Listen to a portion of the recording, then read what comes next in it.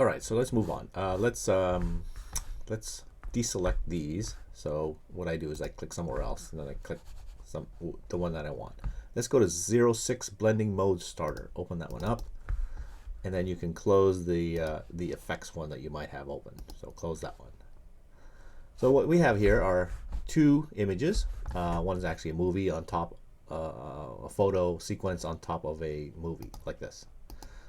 So how do you blend these two together? So what we're going to do is you can typically, so normally you do this. You type a T. This is what a lot of people do. They type a T and they take that top layer here and they change the opacity down to be something like this, which is fine. You're basically blending these two using the transparency of the top. Okay, fine. That's one possibility.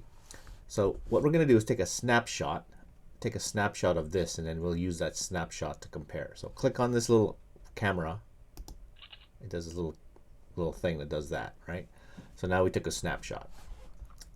Now a different way to do blending is to use what are called blending modes. So I'm now going to change my opacity back up to 100, like this. Okay? Blending modes, you can turn on the blending modes in several ways. One is the toggle switches and modes button right down here. You'll see this mode column somewhere. It might be further or to the right. So click on that button again to hide it. Another way is to press F4 and it'll bring your mode column.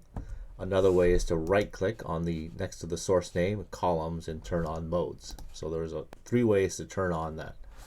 So here it is. If I right click, there's the mode. You can actually drag it to where you want it to be, and then you can use these little.